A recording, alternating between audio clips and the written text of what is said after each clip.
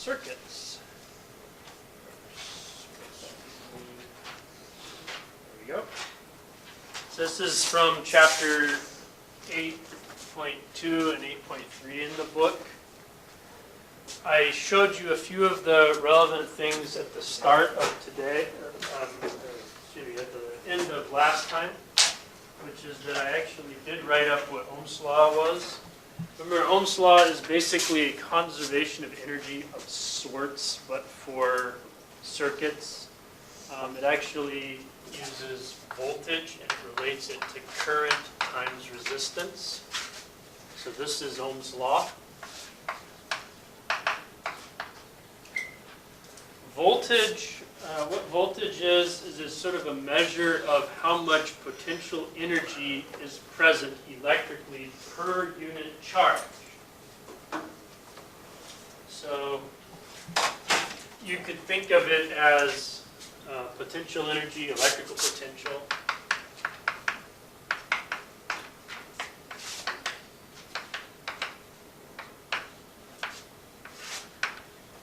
Is equal to voltage, which is sometimes just called electric potential, times charge. So E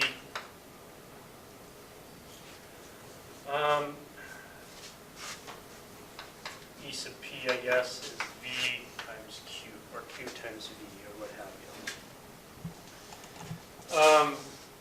Some textbooks, and actually usually I do when I'm teaching like a general physics 2 class, that kind of thing, will actually change the notation to a U here instead of an E for energy.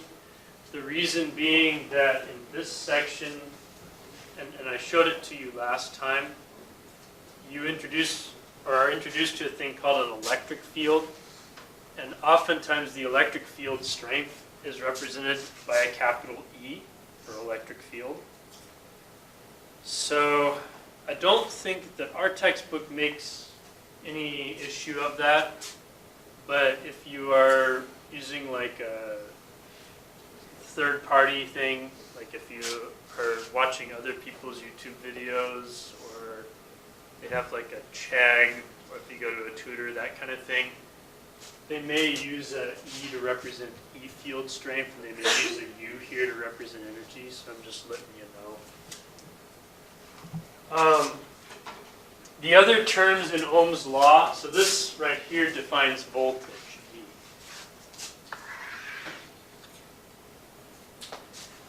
The I represents current.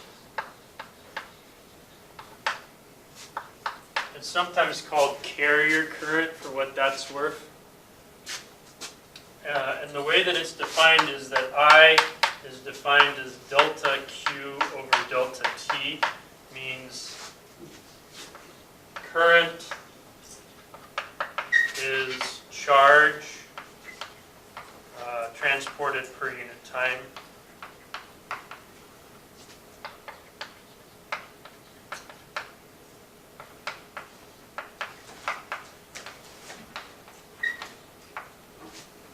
Through a section or through a point. So if you have like a wire,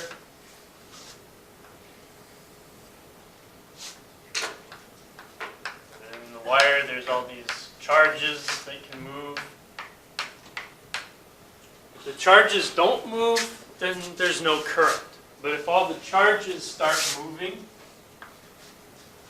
then you can pick some location on the wire and say, how much charge moves through this section of wire, or this slice, cross-section of wire per unit time. So, for example, maybe you get 1 coulomb worth of charge.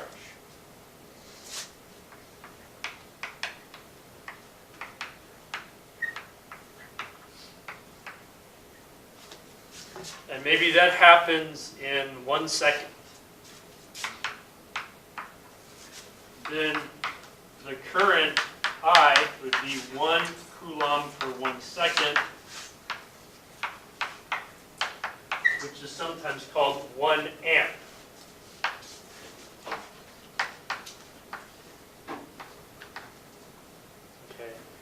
sometimes we use a capital A for amps as the unit.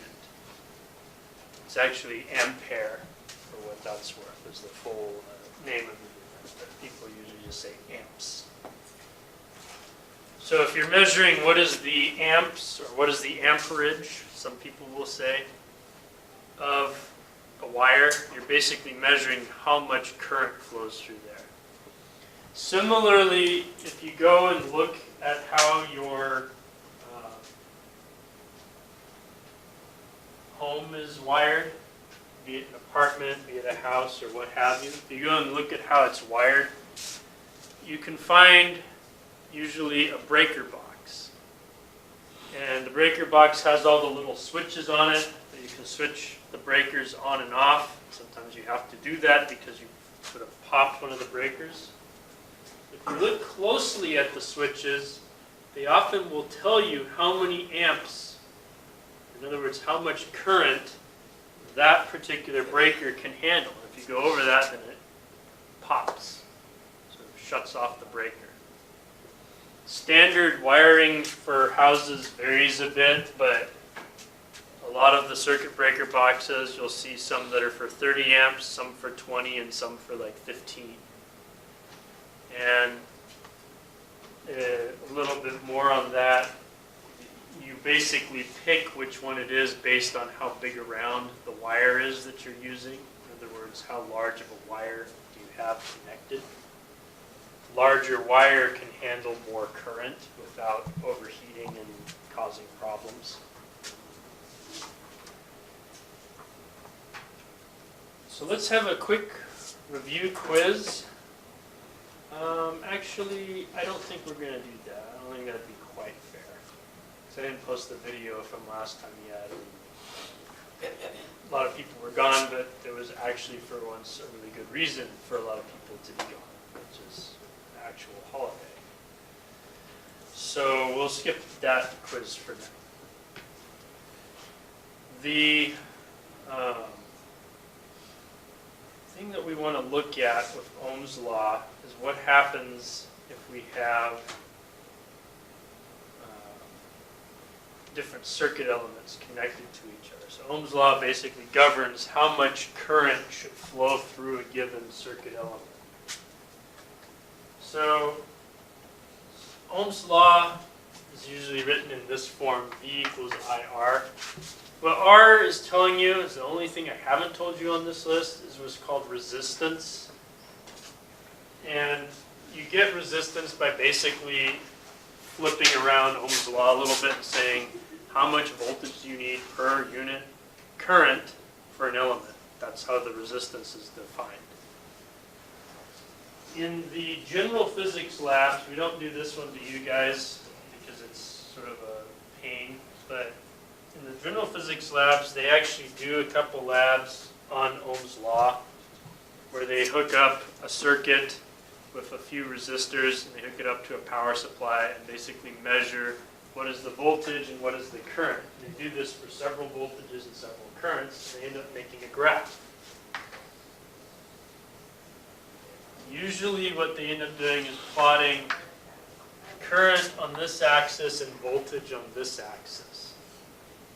And it turns out that when you make that graph, you get, for a plain old resistor, you get a straight line with an intercept at the origin. All right?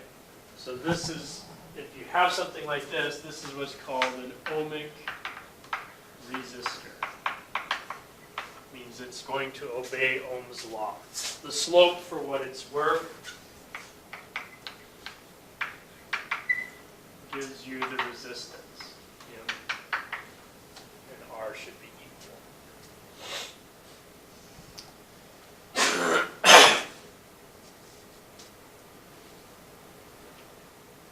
All right, so when we do circuits in physics and in here too, when we do circuits, it's usually convenient to draw some sort of circuit diagram. So circuit diagrams are sort of like the stick figures of the circuit world, if you will. You draw a diagram for like a Newton's second law, you might draw a stick figure or a box for a cart or whatever. For circuits, we have something equivalent. And what our circuit diagrams do is they use particular symbols to always represent particular types of circuit elements.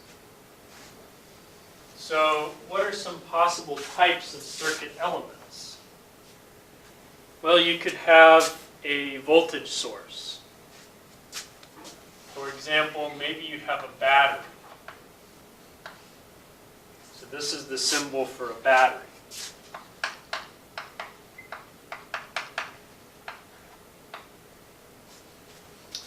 Maybe you have a resistor.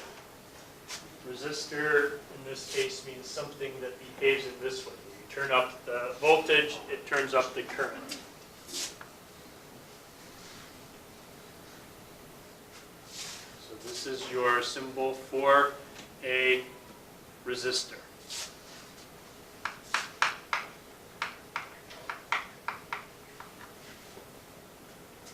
There's some other elements that we could use. For example, two parallel lines like this is usually used to represent a capacitor. What does a capacitor do? It stores charges. You basically hook it up to a battery, for example, and charges will move onto the two plates, so you'll end up with positive on this one and negative on this one, or vice versa, until you have a voltage across it that's equal to the battery's voltage. Then you can disconnect the battery and discharge it through a resistor, but we won't do that because the math is a bit hairy.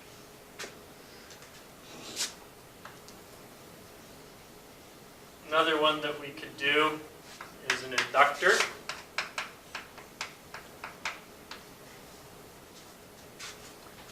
Inductors don't store charge. They sort of, you could think of them as like storing current in a sense. Another way of looking at it is this one right here produces an electric field, and there's energy being stored in the electric field. This one actually produces a magnetic field, and there's energy being stored in the magnetic field. If you want to make an electromagnet, you end up using one of these guys, in other words.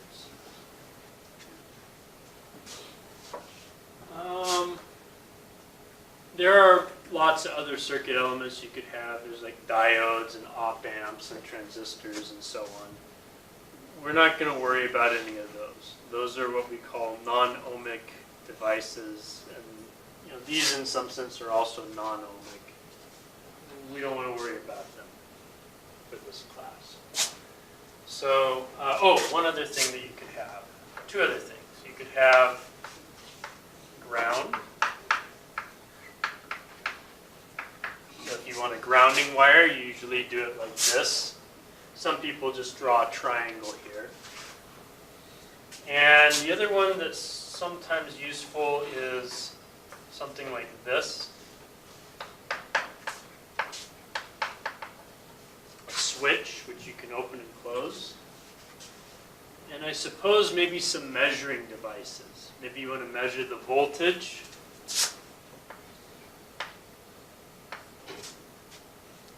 Or maybe you want to measure the current. So you do something like this. This is a voltmeter, this is an ammeter. So let's see what a simple circuit might look like. We'll do a very simple circuit first. Simple circuit might have, for example, a battery or a power supply, and then some sort of a resistor. And it's a closed circuit like this. So here's a very simple circuit. There's one resistor, there's one battery. Maybe I should add up here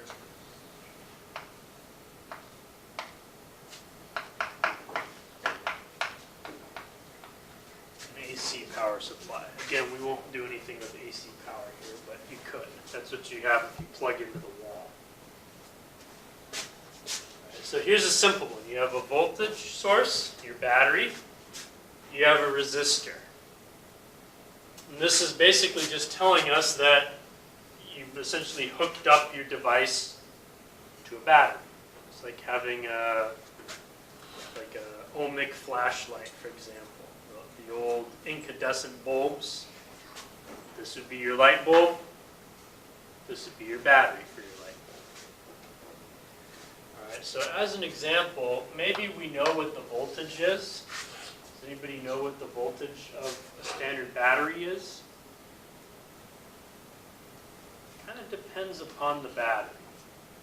Maybe you have a AAA battery that you're using. 1.5 volts. Maybe you've connected it across the resistor of known resistance, say 120 ohms. So it would be fair to ask, what would the current be through that resistor, given that battery and given that resistance? All right, so if you want to measure the current through an element, what you do is you connect an ammeter somewhere in series with the element. So for example, I put my ammeter right there.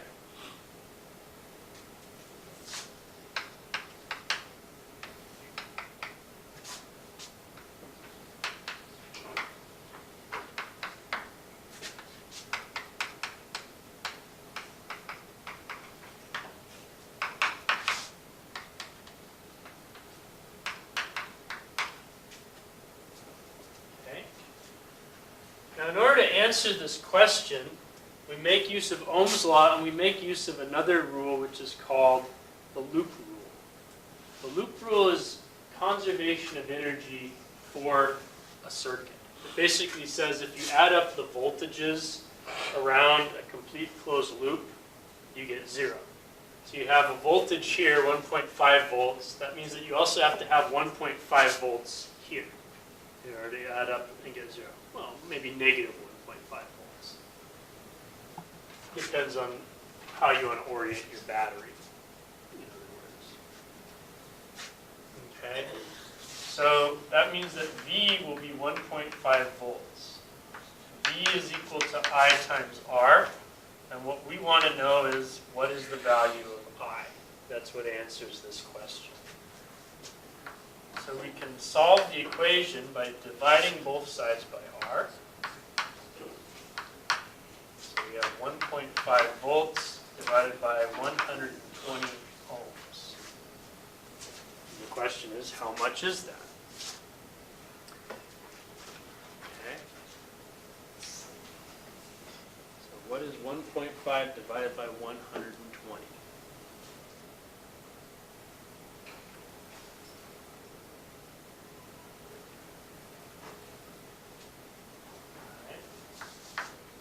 So 150 over 120 would give us 1.25. So that means we need to add in a couple zeros.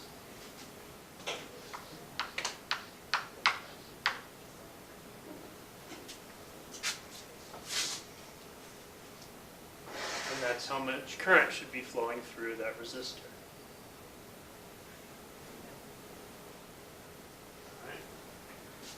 Now this was a really simple circuit because there's only really 2 things present in it, or 3 if you include the AND. All that we had was a battery and a resistor. Can we make the circuit a little bit more complicated? The answer is yes, because we could have more than one resistor. For that matter, we could have more than one battery, but we'll not try more than one battery. We'll just do more than one resistor for now. All right, so how can I put more than one resistor into a circuit? Well, there's 2 ways basically to get 2 resistors in a circuit.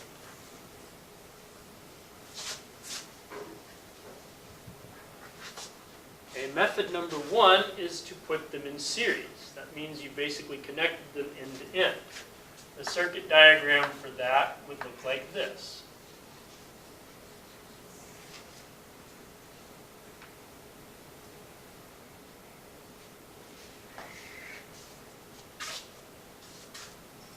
Alright, so here's 2 in series.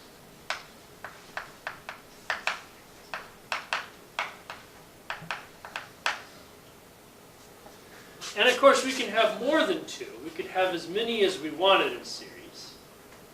Although the math gets a little bit trickier the more of these we have.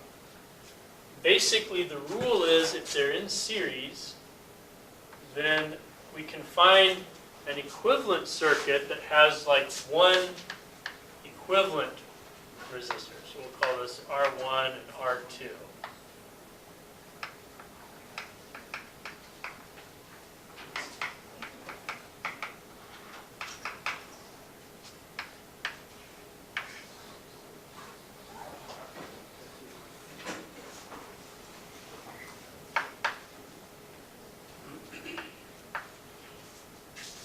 It's going to look like that. So the math that goes to figuring out what this one is, what it has to do, what the equivalent resistor has to do, is it has to have the same total voltage drop as this set. It has to allow the same amount of current as this set. And for what it's worth, it also has to use the same amount of power. But how much power gets used up by a resistor? Well, it turns out that the power used is the current times the voltage drop. So if those other 2 conditions are satisfied, in other words, if the same total current goes through this one and the same total voltage drop, then the same total power will also be used. Well, in order for this to be satisfied, we have to find a resistance here that is equal to sort of like the total resistance that everything here would have. And it turns out that the way you do that is for a set in series, the equivalent resistance is equal to the sum of the individual resistances. So if you have 2 resistors in series, the equivalent resistance would be R1 plus R2. Right, it follows that if this one is, let's say, 10 ohms and this one's 20 ohms, then your equivalent resistance is 10 plus 20, 30 ohms. And that's all there is to it when you put them in series. What about other possibilities? Because this is not the only way that you can connect 2 resistors. You can also do like this.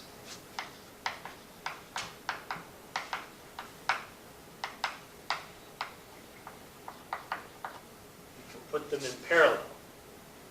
So what do they look like if they're in parallel? Basically, they will look like this.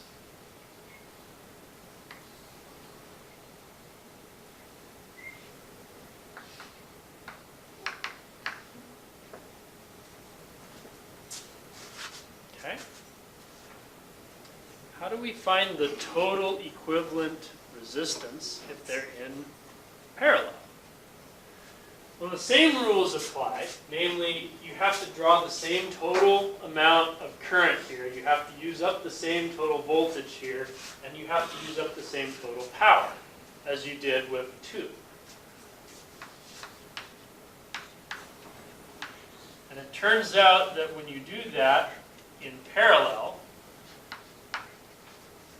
that what you get is 1 over the equivalent resistance is the sum of 1 over the individual resistances.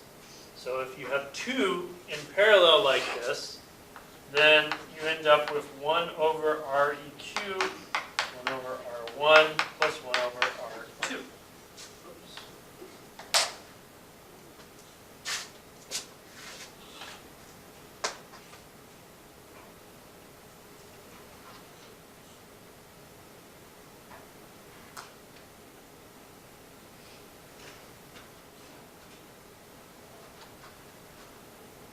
So, let's do a sort of example quiz with these.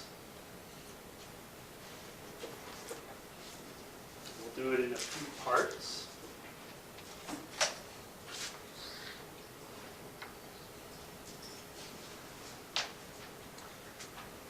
I'll write it up over here on here so that the question's actually visible to us.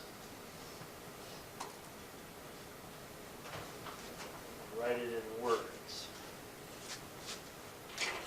2 resistors are in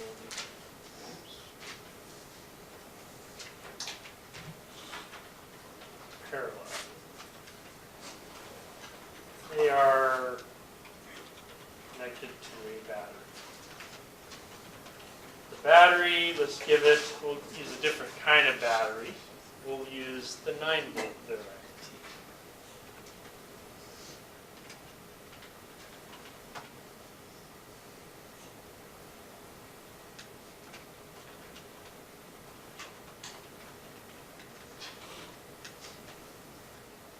And maybe we'll give it a 10 ohm. Let's see here.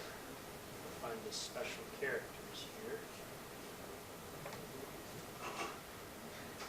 Yeah, I guess I'll just leave that off. The special characters we can write it out.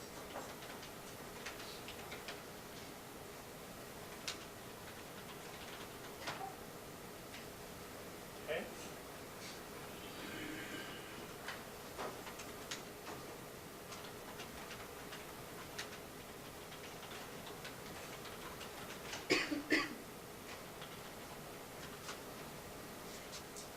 Start with that.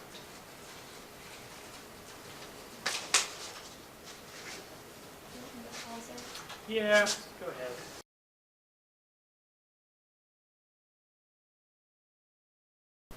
Let's see what the answers are. 5, 0.3, 0.3, 13, 12, 2.1, 2.7, 22, 3, 30, 39, 6.677.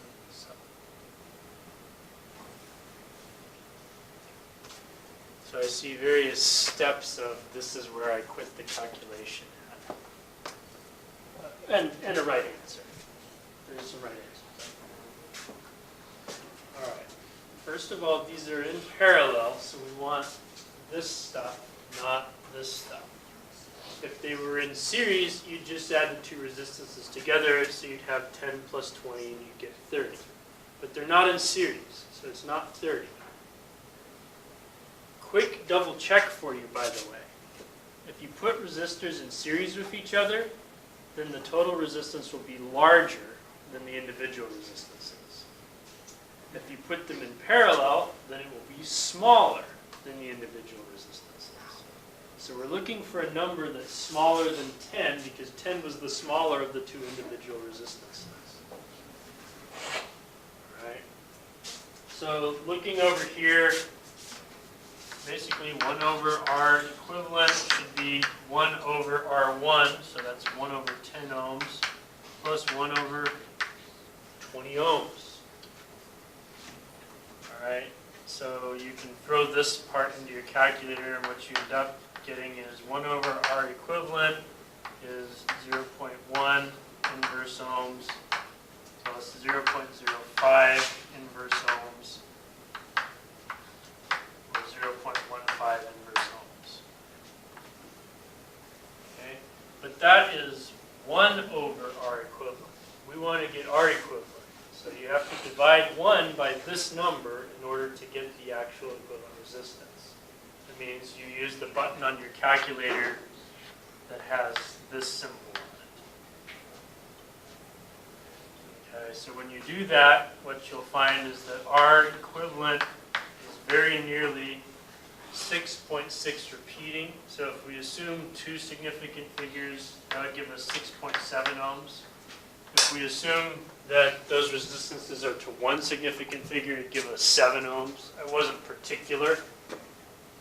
This one's, I guess, the more correct option, but whatever. We'll give it to this one too.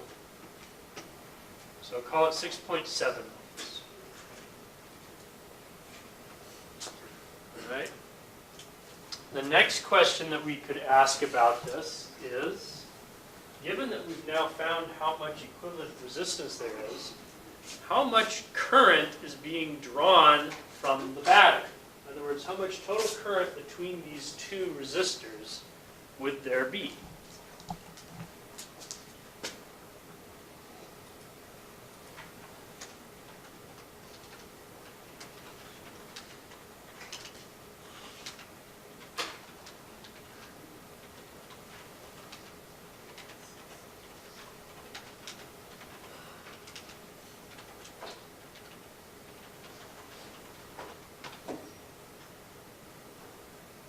This time, two significant figures. There's no doubt for that.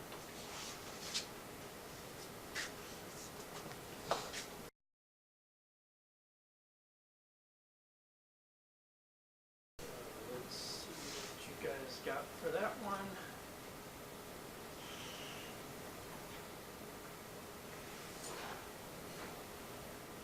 Oh boy.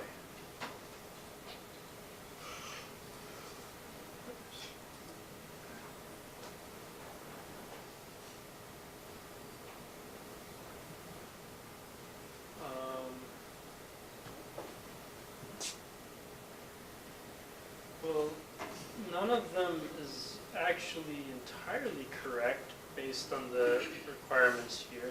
This one, I guess you could get from a round off there. Right? Usually you round a 5 up, not down, but yeah, it should be 1.4 amps. Here's how you get it, here's how you get it. So we want to apply Ohm's law. We have the resistance. Ohm's law tells us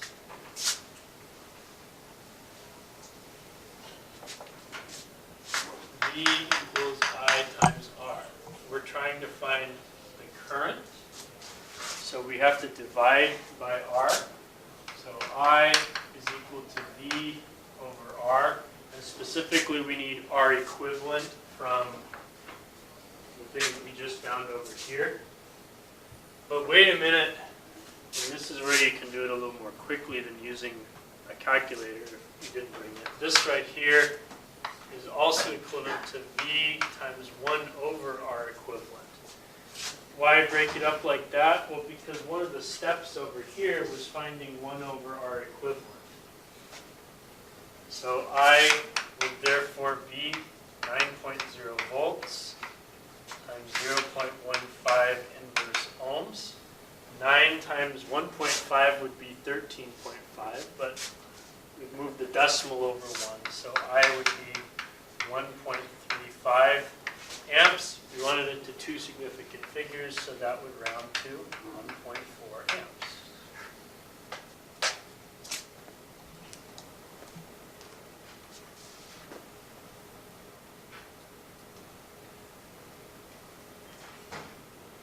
I could continue asking more questions on this, but I'm not going to. I'll tell you what all other reasonable questions on this there could be. How much power is drawn from the battery? To solve that, you'd use power equals current times voltage. You now know what the current is, and you know that the voltage is 9 volts. How quickly will the battery be drained? In other words, at what point do you have to change the battery? That one's a little tricky because batteries don't actually drain entirely linearly. And what does a drained battery mean? Well, it doesn't mean you've gone to zero energy. It usually means you've fallen below a certain threshold of voltage. But you get it using the power draw and using how much sort of stored energy the battery has. And you can calculate how much time by dividing the one thing by the other. The other two very valid questions to ask here might be how much current, and therefore what's the power draw, and so on, through each individual resistor. And by the way, we could do this in series or in parallel. So how do you figure that one out? Well, I told you a moment ago that you can use the loop rule to see that the voltage drop around a complete closed loop is 0. That means that the voltage drop here, and the voltage drop here, and the voltage drop here are all equal to each other. They're all 9 volts. So you can figure out how much current must be going through here and how much current must be going through here by dividing 9 volts by each of these 2 resistances, and then repeating this process. And a conceptual question or two that could be added. Where would you need to put the ammeter if you wanted to actually measure each of these currents? In other words, where would you have to put the ammeter to measure the current draw from this? Where would you have to measure it, put it to measure just the current for this one? And where would it have to go to measure just the current for this one? The answer is, if you wanted to get the total current draw, you put it either here or here. In other words, before the pair of resistors. If you wanted to get only the current through one resistor or another, for example, maybe you have a circuit and it's not working correctly and you're trying to figure out which piece is broken. This is also, for what it's worth, equivalent to something has burned out in your house and you're trying to figure out which wire needs to be replaced. You can do this. Measure either the current draw or the voltage drop across. Well, if the current draw for this one, you put it here or here. If you want it for this one, here or here would be okay. In other words, it's in series with the thing that you want it to be want it to measure, but it's in parallel with everything else. Likewise, for voltage drop, you put that one in parallel with the thing that you want to measure across. So in this thing's case, everything's already in parallel. You just sort of stick on a voltmeter in parallel with everything else and you get the answer. Some things to think about that we haven't done, or one more level of complexity. I did this today. I walked you through how to do 2 resistors. What happens if we have 3 resistors? Well, there's 2 simple things that could happen. One is all 3 in series, and then you just use this equation. The other is all 3 in parallel, and then you just use this equation. You just add one more term here, you add one more term here. But with 3 resistors, there's another possibility. 2 of them in parallel, and that combination in series with the other one. How do we deal with that? Well, you go piecewise. You figure out the equivalent resistance of the 2 that are in parallel, and then you put that in series with the other one and add them together to get the final equivalent resistance. That is probably the most complicated version of a problem that I could throw at you with resistors.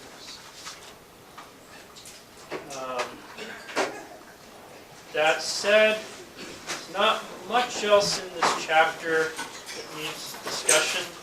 There's a few things about simple circuits in series with more than 2. The equations are in the notes. And that's pretty much it. There's some electrical safety and grounding and how fuses